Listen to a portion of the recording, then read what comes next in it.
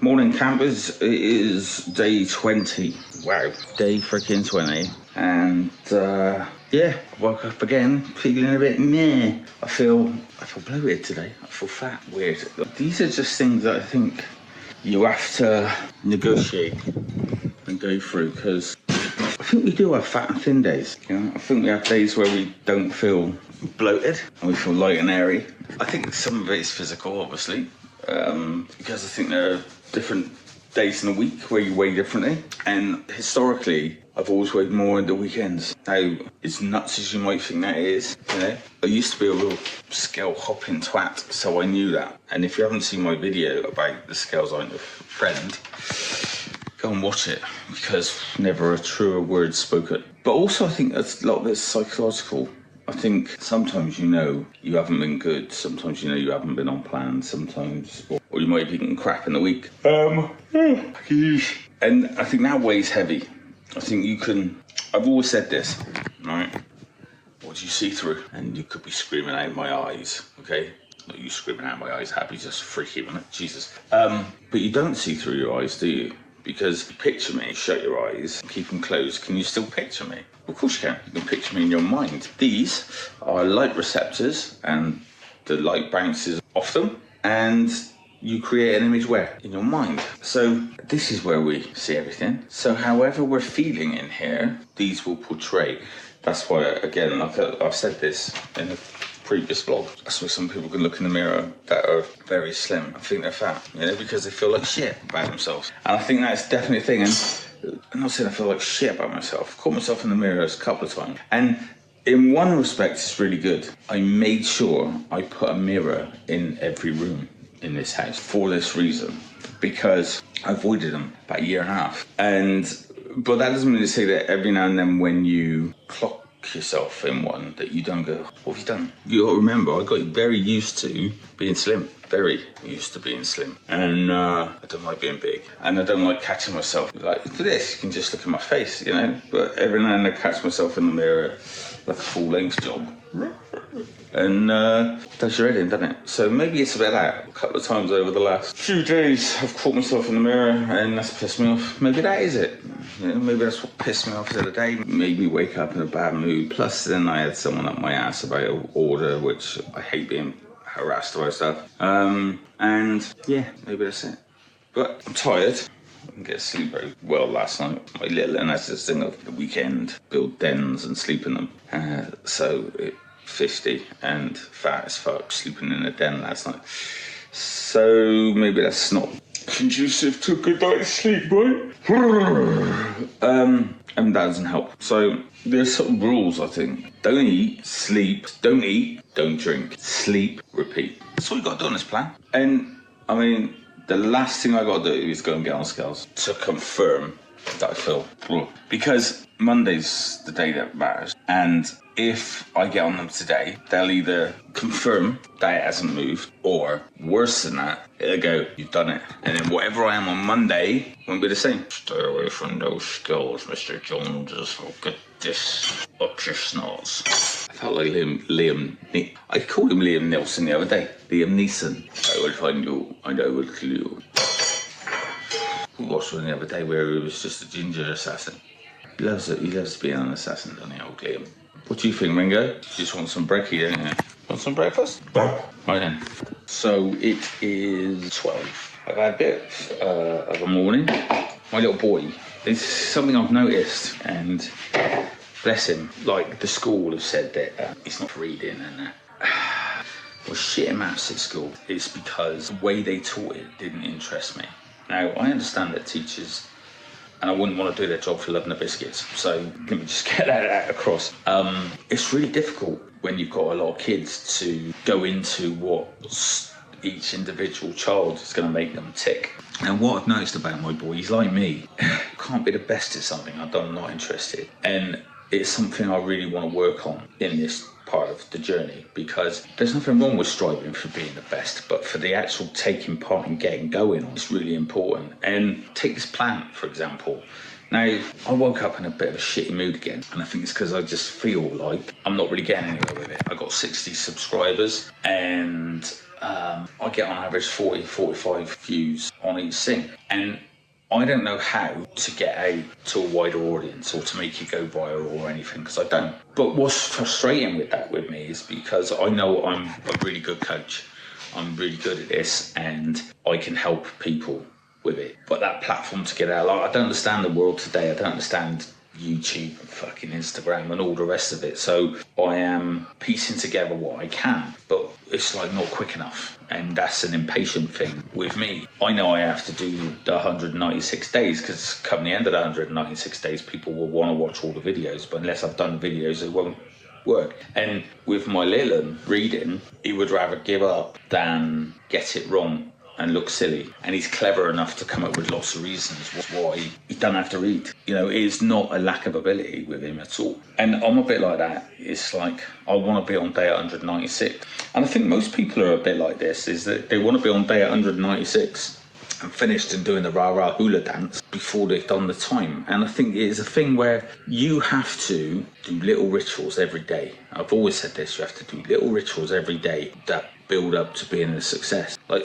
there is no such thing as an overnight success. The Beatles were turned down by every record company out there until Parlophone, which was a comedy label that the Goons were on. They took a chance on them because John Lennon made George Martin laugh, and the banter that the boys had together made them laugh. They didn't sign them on their musical ability. How fucking mental is that? Nobody signed them. Decca, all of them, all the big labels back then said no to him. The world would have missed out on the greatest influence on music ever if they hadn't carried on and pushed and pushed and pushed, and if someone hadn't taken a chance. Now, so there wasn't an overnight success with them. And then they had to go, they were touring Germany and stuff and playing 7 hours a night to do it. So there's no such thing as an overnight success. And I think we live in a world where, like, we want it now. This instant gratification, give it me now. Like, fuck me, you don't even have to wait for anything anymore. I'll order on Amazon, it'll be here yesterday. And people are like that with this plan. And you've done the crime. I've done the crime.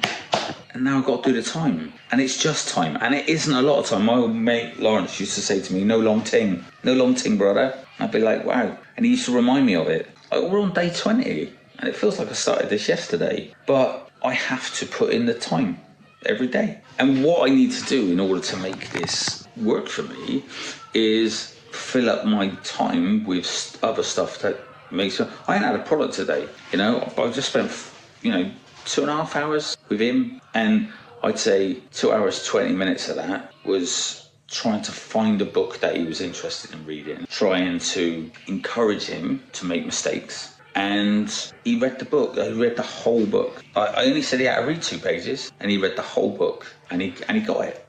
He got some really difficult words in that. But don't be afraid. I was chatting to a client, someone who's in my 6-week challenge, and she was flying. When I had a weekend, fell off, broke her fucking neck. Not actually, but metaphorically, in terms of the diet. Fell off it, fucked it up. And now she feels she can't come back in the room and go, yes, I fucked it up, but I'm going to keep going. And don't get me wrong, this fucking plan, if you do fuck up, the 20% of effort, that you would have taken to just stay on plan is now like 80% to get back on, because getting into ketosis and all that shit. And I believe there's this mental fucking shit that goes, oh, you fucked up now, so what's the point? How's that worked for you for years? How's it work for you? You've got to give up giving up. You've got to find the thing that makes you tick and makes you want to do it. Now, doing these vlogs and stuff, and I think this is why I've been a bit pissed off the last couple of days. I love doing these vlogs, alright? It's the thing that made me go to Lawrence, because I saw he did videos. I was like, wow, I want one of those. And I love doing these vlogs. But because I haven't got like 1 million subscribers and I'm getting hundreds of thousands of views on it and all the rest of it yet, I'm like, it's patience. Because if I do the time with this, at the end of this journey, I will have at least 196 days worth of footage that people can view and that I can use going forward forever. I've got to do the time, because at the end, when I'm slim and I'm stood doing that video, all these 195 before it will be what got me there. And it's the same with this plan. Little rituals every day. Get up, water, vlogging, walking, products, just these little things you've got to do every day. And when it comes to when you're eating food prep, affirmation, gratitude with attitude, little things every day that make you this patchwork successful version of you. So if to get to this fucking sink over there, right, I need to take one step forward and keep stepping forward. I'm at the sink. Bosh.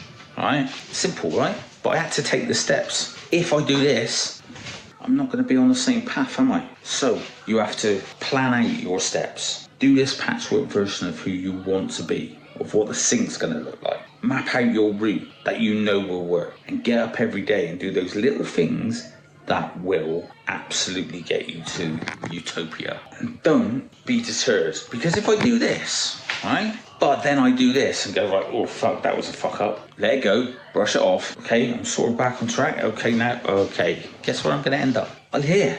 It'll be a different journey, but I haven't given up. Give up giving up, because it's never served you, it never will serve you, and it'll just with your head. If you do what you've always done, you'll get the result you've always got.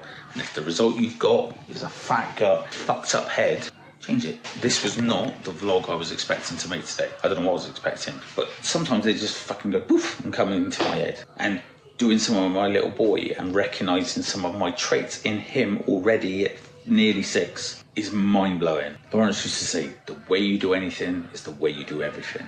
And that's positive or negative. If you've always given up when it got a little bit tough, and it is not about willpower. I don't fucking believe in willpower as a force to take you somewhere. I believe in a thing called will, but that can be equally destructive. So you've got 2 kids, right? You love kids, right? And you say, like, there's one who's mild-mannered and one strong-willed. And you've got 2 bars of chocolate and you say to both of them, you can't have these.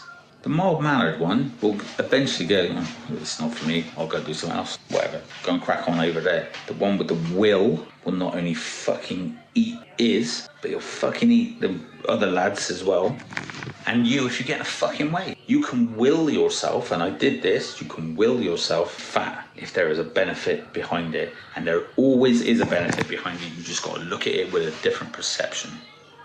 My benefit of being fat was I didn't leave and I kept my son. And I saw an outside influence came and fucked that up because she was fucking mental and showed me that actually my ex isn't going to move up north and take my boy with her because she's not an asshole, and she knows how much I love that boy and how good I am for him and how good it is for him to have both of us.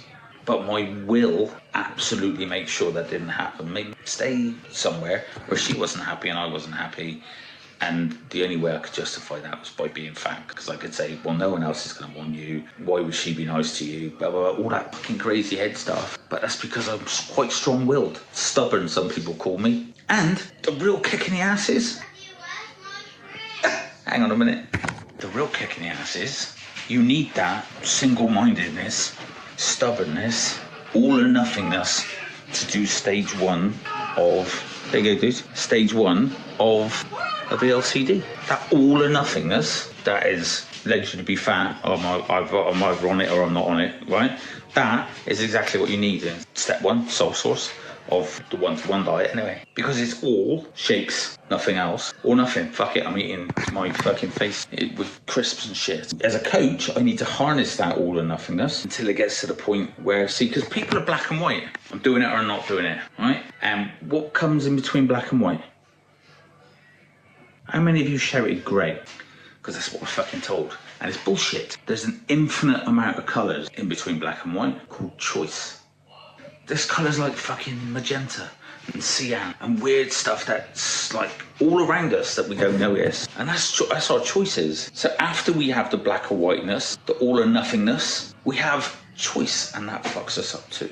But what I'm saying to you is, if while you're on that all or nothingness and you're doing the VLCD, I've got to work with you and go, if you fall off plan, that all or nothingness fucks you up. You go, that's it. So I'll ask you this, right? And this is classic If you're doing a VLCD and you're on step 1, which is a total meal replacement, what happens if you fuck it up? One night, your mates get fucking hold of you and go, come on, let's have a beer. And you fuck it up. For weeks, flying, dropping weight, you end up going out, getting tanked up. What then? I'll tell you what you do. You go, fuck it. I ain't gonna bother now. I fucked it up. It's useless. Is it? So here's the question. You get up in the morning, get ready for work, walk outside, go to your car, flat tyre. What do you do? Now, you might ring the AA, but you change the tyre, right? Or you get someone to change the tyre, or whatever, but you would get the tyre changed, wouldn't you? I'll tell you what you wouldn't do. You wouldn't go inside and go, right, hang on a minute. What I'm going to do is I'm going to slash every fucking tyre there is. Go around, do the other 3 buckets, because that'd be stupid. And that very thing is what you're doing when you come off plan for one night, or one meal, or one cheat, and you go, I'm going to throw the baby out with the bathwater. Boosh! Don't do it. Give up giving up.